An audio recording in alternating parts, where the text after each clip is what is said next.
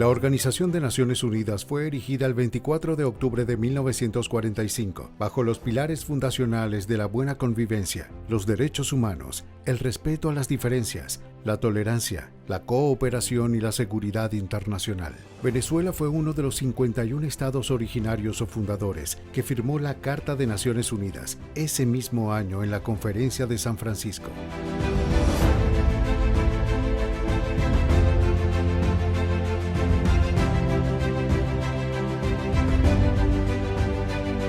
Debido a las facultades que le confiere la Carta Originaria y su singular carácter internacional, la ONU puede tomar medidas sobre los problemas que enfrenta la humanidad en el siglo XXI, como la paz y la seguridad, el cambio climático, el desarrollo sostenible, los derechos humanos, el desarme, el terrorismo, las emergencias humanitarias y de salud, la igualdad de género, la gobernanza, la producción de alimentos y mucho más. La Asamblea General de las Naciones Unidas es el principal órgano deliberativo, normativo y representativo de la ONU y está integrada por los 193 Estados miembros. Allí se reúnen los principales líderes mundiales en un periodo de sesiones anuales de septiembre a diciembre para el debate multilateral sobre temas internacionales, incluidos asuntos relativos a la paz y la seguridad. Durante estas sesiones se discuten y se aprueban mandatos que son aplicados por los Estados miembros, la Secretaría y el sistema de las Naciones Unidas en general. En los últimos 2 periodos de sesiones de la Asamblea General, la delegación del gobierno interino del presidente Juan Guaidó ha tenido presencia en eventos, reuniones bilaterales y eventos públicos. Sin embargo, el trabajo de esta delegación no ha terminado allí. Se ha ampliado a otras instancias como el Consejo de Seguridad, el Consejo de Derechos Humanos, grupos de trabajo, juntas internacionales y más. La estrategia internacional ha rendido sus frutos en el seno del multilateralismo y la diplomacia, y el apoyo de la comunidad internacional ha sido fundamental para denunciar lo que hoy vive nuestro país e iniciar el camino a la justicia, lo cual ha abierto mayor espacio para la interacción bilateral y en agencias, consejos, organismos de las Naciones Unidas. Tal ha sido el caso del Consejo de Seguridad, el Consejo de Derechos Humanos y el Consejo Económico y Social, entre otros. Sin embargo, es mucho más complejo el reto, el esfuerzo y la estrategia que ha significado la labor en ONU, aún más en medio del contexto nacional y mundial que ha impactado al 2020. Yo creo que si uno tuviera que ver en perspectiva los avances entre el 2019 y el 2020, no solamente en UNGA, sino dentro del sistema de Naciones Unidas, yo creo que hay 2 factores que son fundamentales como cambio, como evolución, como síntoma del avance que se tiene dentro del sistema. Lo primero es medido en términos de acceso político. Yo creo que hay una clara comprensión dentro del sistema de que la Asamblea Nacional, el gobierno interino, el movimiento de la alternativa democrática, no es un factor de disturbio, no es un factor con responsabilidad dentro de la crisis, sino al contrario, es un factor primero víctima del modelo de represión, del modelo de persecución, pero segundo, y creo que es lo más importante dentro de este primer paraguas de acceso político, de interacción y de reconocimiento, que es que nosotros somos un movimiento que expresa la mayoría de la opinión venezolana, que expresa la mayoría de la ciudadanía, pero que además nuestras exigencias, nuestras demandas, están claramente conectadas con lo que implicaría una solución política al conflicto venezolano. Elecciones verdaderamente libres, asistencia humanitaria sin politización, sin ninguna forma de instrumentalización o propaganda, y la capacidad de una transición ordenada que permita cerrar el ciclo. Y lo segundo, que está estrechamente ligado a este tema de acceso, yo creo que el segundo cambio de paradigma importantísimo que tenemos en Naciones Unidas al cabo de un año y medio de esta interacción, es que ahora hay unas confirmaciones oficiales de verdades que los venezolanos desde hace mucho tiempo sabíamos, pero que no habíamos tenido la capacidad de que un tercero validara y de que se convirtieran en parte del expediente internacional contra la dictadura. En este año y medio ha salido el informe de la Junta Internacional Fiscalizadora de Estupefacientes, que dice que el Estado venezolano está penetrado por el narcotráfico y tiene dentro de su alto mando al Cartel de los Soles. En este año salió el informe de acceso de OCHA, que demuestra cómo claramente el acceso al territorio nacional se está desintegrando y cómo grupos irregulares, grupos colectivos, grupos parapoliciales tienen control sobre todo de áreas fronterizas y mineras. Este mismo año se publicó el informe que demuestra que en Venezuela 1/3 de la población está en condición de inseguridad alimentaria. El informe del Programa Mundial de Alimentos y las perspectivas de seguridad alimentaria en Venezuela. Pero también este mismo año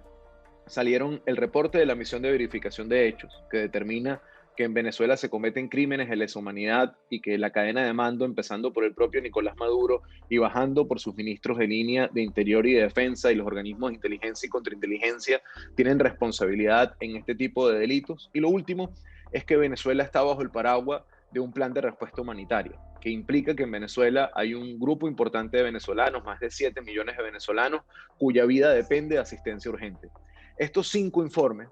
y el acceso que tenemos hasta ahora demuestran que al cabo de 1 año y medio, no solamente es que el sistema de Naciones Unidas es un sistema diferente, no solamente que el reconocimiento a la realidad venezolana es un reconocimiento mucho más profundo y mucho más realista, sino que además hemos aprendido a utilizar el sistema para que diga la verdad, para que nos acompañe en nuestra lucha y para que presione el régimen de Nicolás Maduro y poder producir los cambios que hacen falta. El reto más difícil de afrontar adentro del sistema de Naciones Unidas es, primero, entender que es un terreno totalmente distinto al terreno del activismo político. Nosotros todos los que hacemos política en Venezuela, venimos de una escuela en la cual la denuncia viene acompañada siempre de un componente muy importante de comunicación, y esa comunicación viene acompañada de un componente de movilización o de expresiones públicas de lo que estás intentando presionar y por ende comunicar. Naciones Unidas es un cambio completo de paradigma. En Naciones Unidas mucha de la diplomacia que se hace es muy discreta, mucho del ejercicio de construcción de relaciones es muy discreto, pero además nosotros somos una diplomacia sui generis, somos un equipo de gobierno interino que no tiene la estructura ni las herramientas de un Estado tradicional o de un gobierno en plenitud de funciones. Y eso hace que a un equipo muy reducido como el equipo que a mí me toca dirigir, le toque atender y le toque administrar no solamente relaciones y llevar iniciativas en Nueva York, sino también en Ginebra y en cada uno de los órganos subalternos del sistema de Naciones Unidas. Creo que el primer reto grande al que nos hemos enfrentado nosotros es equiparar nuestra capacidad de interacción diplomática y nuestra capacidad de construcción de consensos con la capacidad de destrucción y de desarmado que tienen dentro del sistema de Naciones Unidas los cubanos, los chinos, los iraníes, los sirios, los rusos, y que en esa lógica pudiéramos, con unas herramientas incipientes, con una limitación muy clara en lo operativo, poder igualar la capacidad de construcción de consensos y de construcción de iniciativas dentro del sistema. Si tuviera que resumirlo en una frase, yo creo que el reto más grande es poder hacer que en la política se entienda que los tiempos de la ONU no son los tiempos de la política, y a la inversa, hacer que la ONU entienda que los tiempos de Venezuela no son los tiempos de su burocracia. Lo que nosotros hemos intentado hacer desde un principio es ser absolutamente gráficos, claros, pedagógicos en cómo esto es un espacio de proceso, cómo esto va por etapas, cómo esto va por tiempos, intentar hacer balances que expliquen cómo septiembre del año pasado es la base que dio origen al resultado de septiembre de este año, y que el informe de la Fact-Finding Mission, por ejemplo, no fue un reporte que cayó del cielo o algo que se le ocurrió a unos expertos de repente decir en septiembre, sino que es el resultado de una carpintería y de la construcción de una mayoría en el Consejo en septiembre del año 2019. Donde creo yo que hay un gran error en nuestra pedagogía, y no tiene que ver con Naciones Unidas, sino tiene que ver en general con el ejercicio de la diplomacia, en que nosotros siempre debemos ser muy claros y debemos ser muy francos en que esto de afuera solo tiene resultado y solo tiene sentido si se ve acompañado por un eco de movilización, de presión y de organización interna. El informe de la Misión de Verificación de Hechos, el plan de respuesta humanitaria, el informe de la Junta de Estupefacientes, todo eso tiene sentido si en la medida que eso sale, que eso se implementa y que eso se convierte en realidad, adentro hay un movimiento de presión política y ciudadana que ayude a que esto tenga resultado y tenga sentido. Esto es una sinergia. Lo de afuera sin lo de adentro no funciona, así como toda la presión interna sin acompañamiento, visibilización y denuncia afuera tampoco tendría ningún sentido. El Consejo de Derechos Humanos de la ONU ha sido uno de los escenarios más importantes en los últimos años. Allí se ha demostrado la cruda realidad que viven los venezolanos. Hoy somos la segunda crisis migratoria más grande después de Siria. Vivimos en una emergencia humanitaria compleja que afecta a más de 7 millones de víctimas. Cada día aumenta la crisis política, social y económica, y se hacen más frecuentes las desapariciones forzadas, las ejecuciones extrajudiciales y el encarcelamiento de presos políticos, civiles y militares por parte del régimen. La pandemia se ha sumado a otras emergencias preexistentes como la alimentaria. Cáritas reportó que la tasa de nutrición aguda infantil alcanzó el 15% en julio del 2020. También reportó que un mayor número de familias acuden a estrategias de sobrevivencia, incluso dejar de comer para que otro familiar pueda hacerlo. Me preocupan los altos números de muertes de jóvenes en barrios marginados como resultado de operativos de seguridad. Basado en un análisis de fuentes abiertas, mi oficina registró 711 muertes de junio a agosto, llegando a más de 2.000 muertes desde enero del 2020.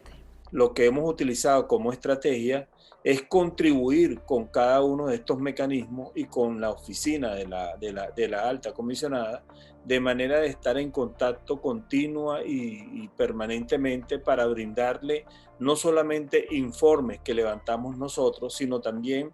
para contribuir con ellos para que víctimas de violaciones de derechos humanos rindan testimonios.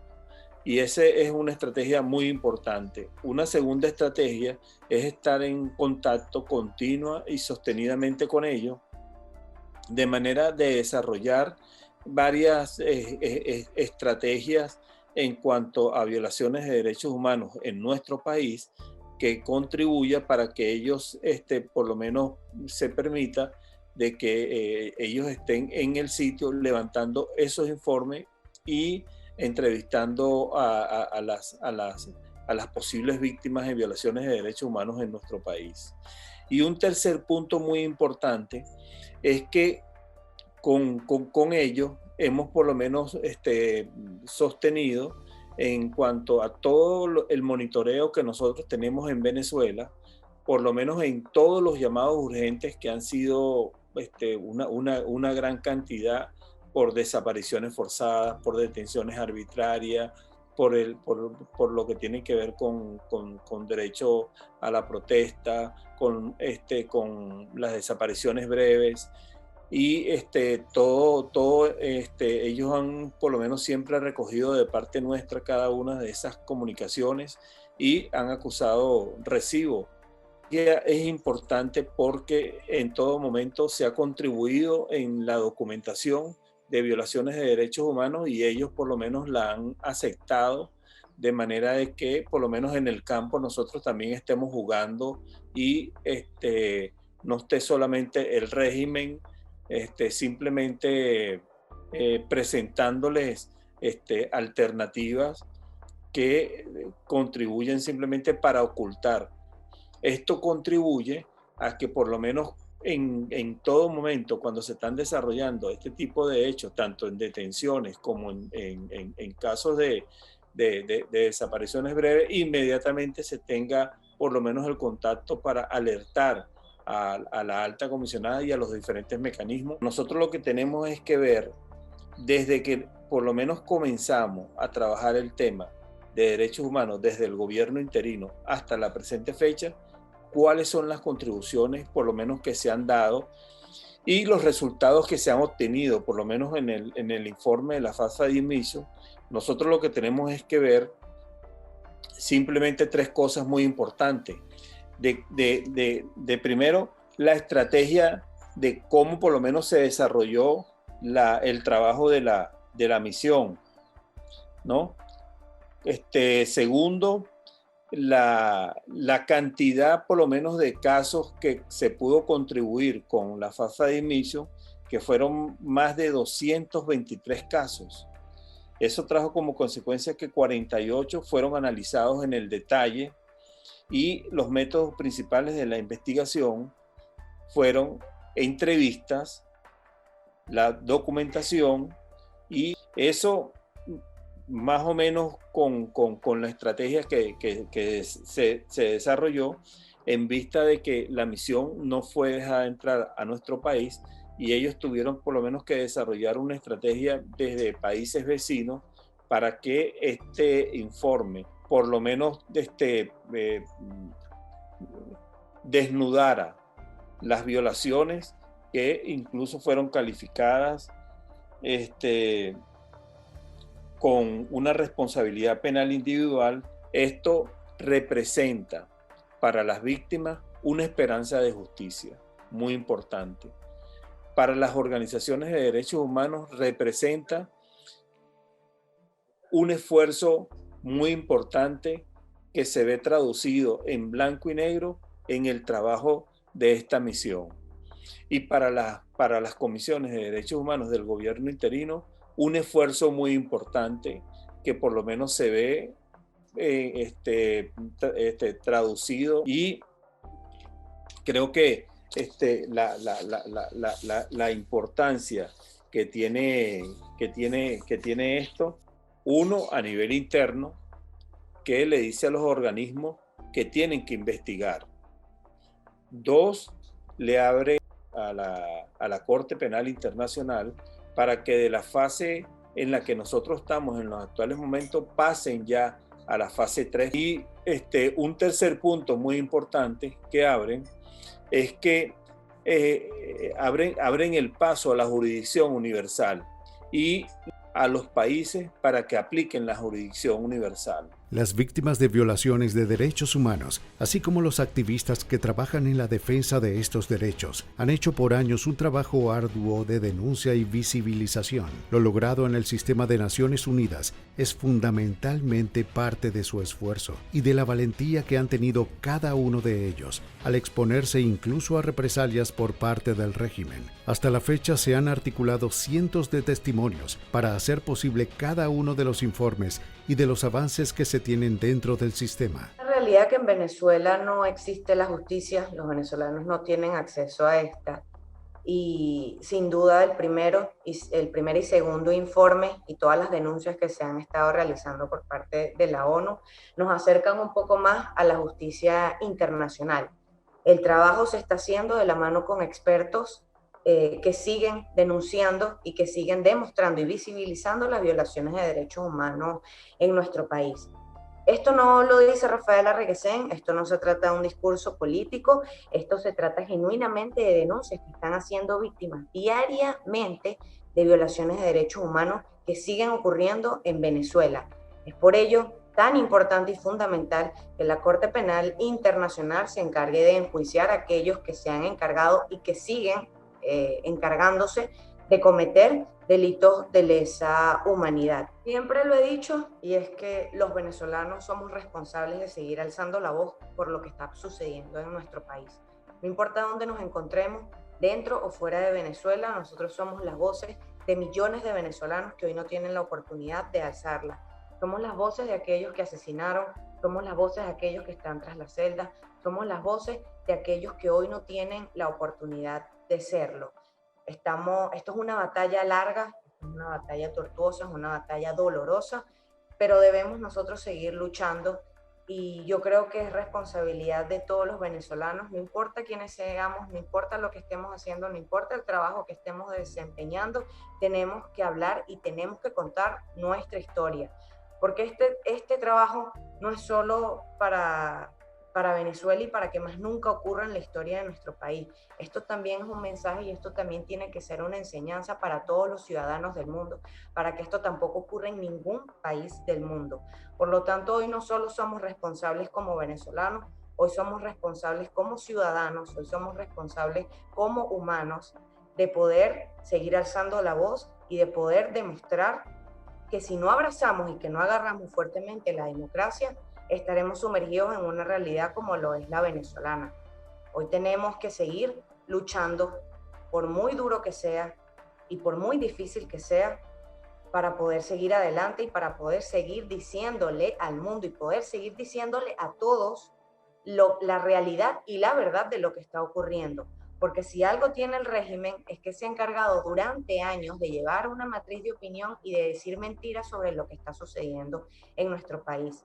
¿Y quién más que nosotros, que somos víctimas directas y que sabemos y que sufrimos y que sentimos lo que está padeciendo Venezuela, para decir lo que está viviendo diariamente millones de venezolanos. Hoy Venezuela tiene una voz en las Naciones Unidas que va a seguir trabajando para buscar la justicia de todos los venezolanos, que va a seguir trabajando, visibilizando y denunciando lo que realmente está sucediendo en Venezuela, y que esto le da muchísimo poder a las denuncias que han ocurrido durante años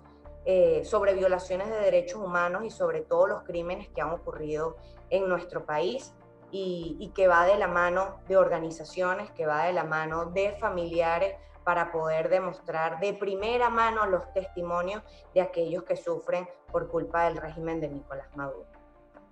La Organización de Naciones Unidas es hoy el único reducto de diplomacia en el cual el régimen de Maduro continúa teniendo legitimidad. No obstante, cada día sus espacios se cierran más y su capacidad de interacción con los actores del sistema y con sus aliados se ve disminuida, pues Naciones Unidas hoy no puede cerrar los ojos e ignorar lo que sucede en nuestro país. Estas Naciones Unidas que hoy han publicado todos estos informes y que tienen todos estos procedimientos especiales sobre Venezuela, es el mismo sistema que hace años atrás ponía a Chávez como el modelo de política y distribución de la riqueza, o el mismo sistema que a principios de Maduro lo defendía y lo colocaba como un ejemplo de soberanía alimentaria. Recordemos el premio de la FAO antes de las elecciones parlamentarias del 2015. Este sistema es el mismo sistema que durante un buen tiempo colocaba a la revolución bolivariana como el modelo de emancipación de los pueblos indígenas y distribución de los recursos en una nación. Que este mismo sistema sea el que hoy dice todo lo que dice, creo que tiene un gigante valor agregado. Lo segundo es que convivir en un sistema donde el régimen es la autoridad reconocida también nos ha obligado a nosotros a construir muchos mecanismos fuera de la caja, primero de acceso al sistema. Y ahí hay que reconocer el apoyo de los Estados miembros, hay que reconocer que muchos países han decidido darnos un espacio en sus delegaciones en momentos diferentes para poder interactuar, y que también la sociedad civil nacional e internacional ha entendido o ha conseguido en esto un espacio de coordinación y de complementariedad dentro de su acción. Y creo que eso nos obliga además a que nosotros tengamos que ser el doble de responsables y de serios de lo que seríamos en cualquier otro contexto. Porque acá no solo nos enfrentamos a la rigurosidad del sistema, sino que además sabemos que cada paso que vamos a dar va a ser confrontado y va a estar sometido al escrutinio del régimen de Nicolás Maduro, de los cubanos, de los iraníes, de los chinos, de los rusos, de los sirios, y eso implica que tengamos que trabajar con el doble de profesionalismo. Y creo que hay una cosa más de comprensión. El proceso para cerrarle los reductos de diplomacia a la dictadura de Nicolás Maduro tienen en la ONU digamos, la guinda del pastel. Tienen en Naciones Unidas el último espacio que en este tiempo Maduro ha intentado utilizar mucho. Esta sentencia contra los asesinos del capitán Acosta, modificando el abuso de autoridad por tortura en la tipificación del delito. La rotación de Reverol del Ministerio de Interior al Ministerio de Energía Eléctrica. Esta supuesta propuesta de Tarek William Saab de la reforma policial para disminuir el accionar de la FAES. Todo esto al final, aunque no lo admitan, son resultados o son consecuencias de los informes que salen del sistema. Y aunque eso no va a cambiar la realidad política, ni va a cambiar la puerta giratoria, ni va a cambiar la realidad represora, se obliga al régimen a ir quemando actores y deja un mensaje dentro del régimen que es muy importante. El sistema que te reconoce está dispuesto a juzgarte, está dispuesto a condenarte y está dispuesto a llamar al resto de los países a que actúen para presionarte en cierta dirección. Y eso en sí mismo es un resultado muy valioso que yo creo que nuestro propio maximalismo no nos permite comprender siempre. Y creo que es natural. Un país como el nuestro, que la gente se muere de hambre, que no consigue medicinas, que la gente la mete en presa, como está preso en este momento Roland Carreño, es un país que difícilmente puede alegrarse por victorias parciales. Pero nosotros que estamos en este trabajo tenemos el deber de tenerlas en el balance y de poder asumir que, si bien es un enorme reto, que el reconocimiento lo tiene Nicolás Maduro, también nos ha dado una enorme oportunidad de contraste y de cerrar ese reducto para ellos. Han sido 2 décadas en las que el régimen se ha encargado de que las violaciones a los derechos humanos sean parte de su estrategia política, y millones de venezolanos han sufrido las consecuencias. Estas víctimas y sus familiares luchan día a día por la búsqueda de la justicia que se les ha negado, y ese camino hoy está un paso más cerca. Para ello, el rol de la Corte Penal Internacional y la presión interna y externa que ejerza la ciudadanía deben ir de la mano. En cuanto a la Corte Penal Internacional, en general es una instancia que ha sido muy criticada por la figura de la fiscal. Fatwa Bensouda es una persona sumamente cuestionada porque ella ha retrasado bastante, no solo el caso venezolano, sino muchos otros, pero la Corte muy tímidamente ha sacado su pie fuera del continente africano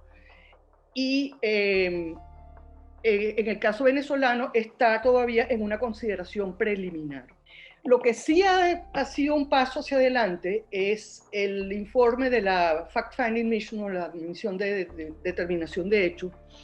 que es otro tipo de instancia internacional y que es una instancia independiente, y en ella se estableció con una metodología sumamente seria la Comisión de Crímenes de Lesa Humanidad en Venezuela. Esto es un hito en lo que respecta el proceso de reivindicación de las víctimas y de sus familiares. Pero en todo caso, la remisión de la conclusión de la Fact-Finding Mission deben ser remitidas a la Fiscalía de la Corte para su toma en consideración en el caso venezolano. Hay un punto muy importante y hay que tener muy claro que las peores violaciones de derechos humanos probablemente están por venir. Normalmente estas suceden cuando un régimen autocrático, una dictadura, sabe que va a perder el poder